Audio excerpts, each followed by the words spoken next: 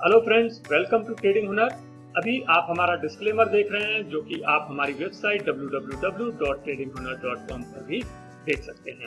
आज इस वीडियो में हम GSFC लिमिटेड का फंडामेंटल एनालिसिस करेंगे।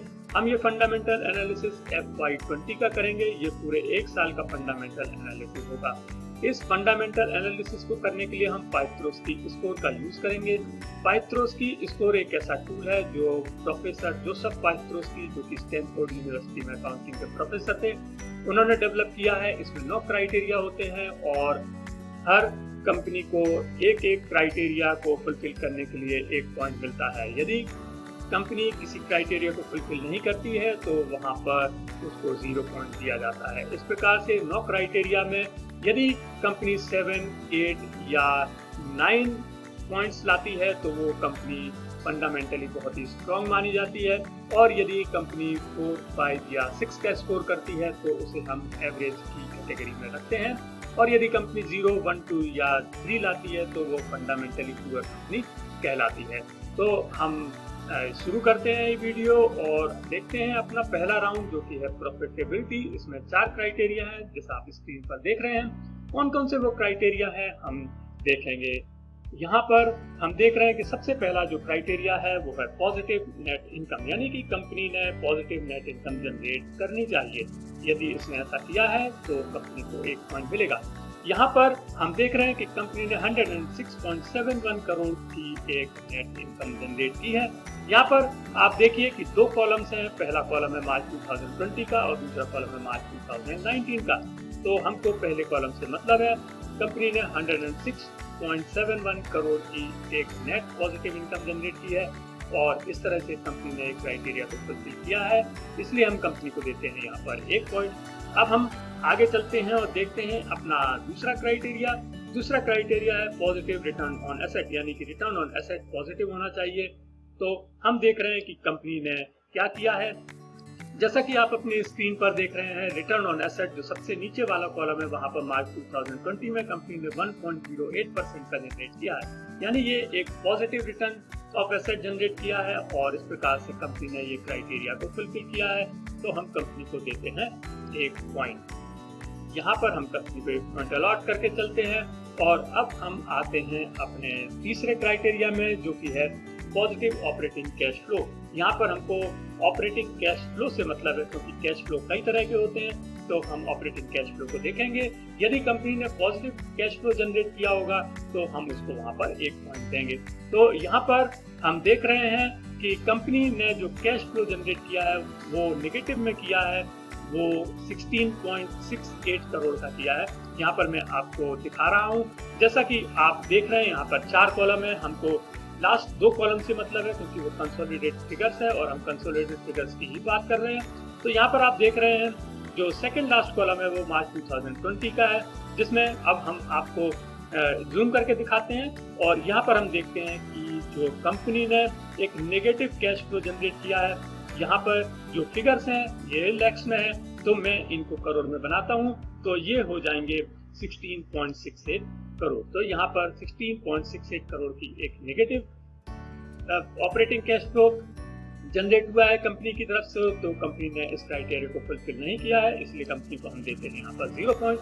अब हम आगे बढ़ते हैं और देखते हैं कि चौथा पॉइंट क्या है, चौथे क्राइटेरिया क्या है। फ्रेंड्स, ये चौथा जो क्राइटेरिया है ये थोड़ा सा ट्रिकी होता है, और इसमें जो रिक्वायरमेंट है वो ये होती है कि cash flow from operation should be greater than net income, यानी कि जो कैश फ्लो फ्रॉम ऑपरेशंस हैं, जो अभी हमने थर्ड क्राइटेरिया में हमने देखा है, that should be greater than the first criteria, यानी कि जो ऑपरेटिंग कैश फ्लो है वो पॉजिटिव नेट इनकम से ज्यादा होना चाहिए। लेकिन हमारा जो ऑपरेटिंग कैश फ्लो है वही नेगेटिव में है, तो ये तो 0 होगा ही। तो हम फिर भी देख लेते हैं। जैसा कि हमने आपको बताया था कि ये रहा हमारा ऑपरेटिंग कैश फ्लो, जो कि है 16.68 करोड़ नेगेटिव में है, और वहीं पर जो इनकम है वो है 106.7 करोड़। तो यहाँ पर हम कह सकते हैं कि कंपनी ने ये क्राइटेरिया को फुलफिल नहीं कर पाई है, क्योंकि ऑपरेटिंग कैश फ्लो कम है नेट इनकम से, जबकि ये ज्यादा होना चाहिए था। तो यहाँ पर हम कंपनी को 0 पॉइंट देते हैं।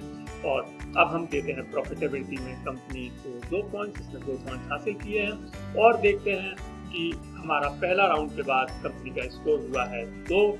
हम इसको अपडेट कर लेते हैं। तो ये रहा हमारा पहला राउंड, इसमें कंपनी को मिलते हैं 2 पॉइंट्स। और अब हम आगे बढ़ते हैं अपने दूसरे राउंड की ओर, जो कि है लीवरेज राउंड, जिसमें 3 क्राइटेरिया हैं। हम इन क्राइटेरियाज को लेंगे बारी बारी से। सबसे पहला जो क्राइटेरिया है वो है lower ratio of long term डेब्ट, यानी कि जो लॉन्ग टर्म डेब्ट है it should be lower than the previous year. Friends, यहाँ पर हमें एक चीज का ध्यान रखना है कि अभी जो यहाँ पर भी वर्ड लोअर और हायर आए, इसका मतलब होता है कि हमें इनको कंपेयर करना है। तो हमको ये जो लॉन्ग टर्म डेब्ट है it should be lower than the long term डेब्ट ऑफ द प्रीवियस ईयर। तो हम यहाँ पर कंपेयर करेंगे पिछले साल से।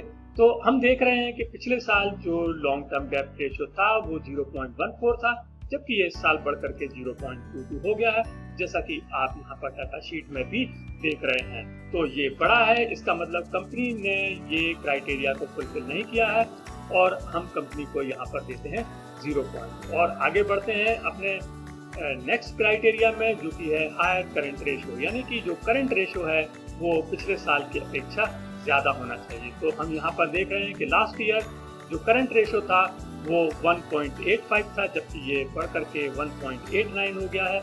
ये रहा आपकी स्क्रीन पर।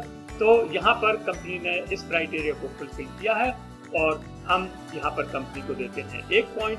अब हम आते हैं अपने अंतिम क्राइटेरिया में लीवरेज की, जो कि है lack of share dilution. Share dilution का मतलब है कि यदि कंपनी ने कोई नए इक्विटी शेयर इशू किए हैं इस साल में, तो हम कहते हैं कि उसने अपने शेयर्स को डाइल्यूट किया है।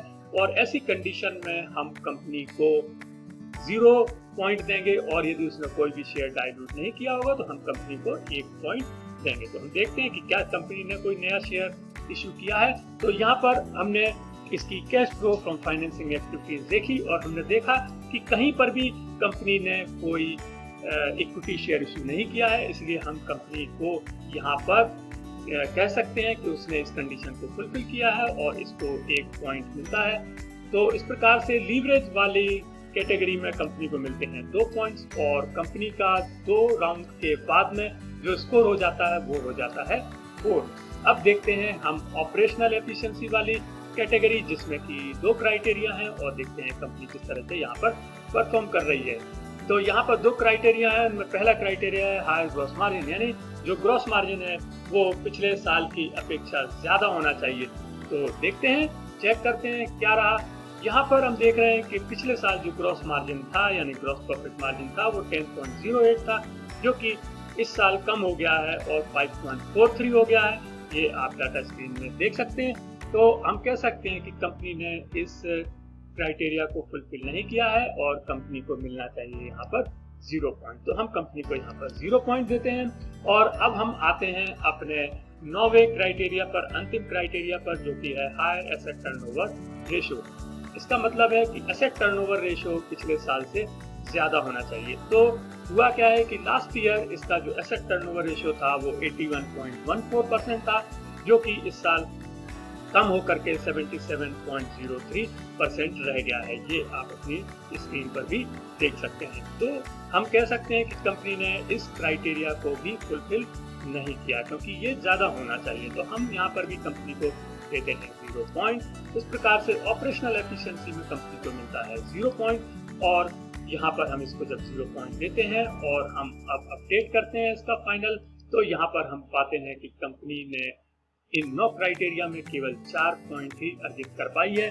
तो ये जो 4 पॉइंट इसने अचीव किए हैं, इससे ये पता चलता है कि कंपनी एक एवरेज फंडामेंटल वाली कंपनी है, और एवरेज में भी आप कह सकते हैं कि पुअरली एवरेज वाली कंपनी है, क्योंकि यदि इसका स्कोर 6 होता तो एक आप कह सकते थे कि एवरेज बट स्ट्रॉन्ग, लेकिन यहाँ पर एवरेज बट वीक वाली स्थिति यहाँ पर आ रही है।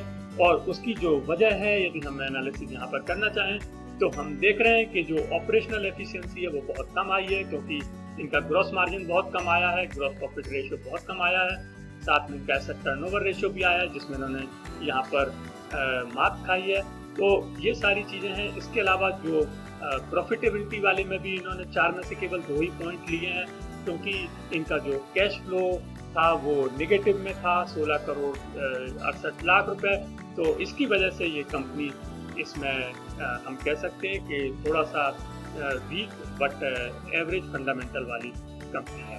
फ्रेंड्स, आपको ये वीडियो कैसा लगा? यदि आपको वीडियो अच्छा लगा हो तो प्लीज़ इसे लाइक कीजिएगा और शेयर कीजिए, और यदि आपने अब तक हमारे चैनल को सब्सक्राइब नहीं किया है तो प्लीज़ हमारे चैनल को सब्सक्राइब कीजिएगा और बेल आइकन को प्रेस कीजिएगा। Thank you.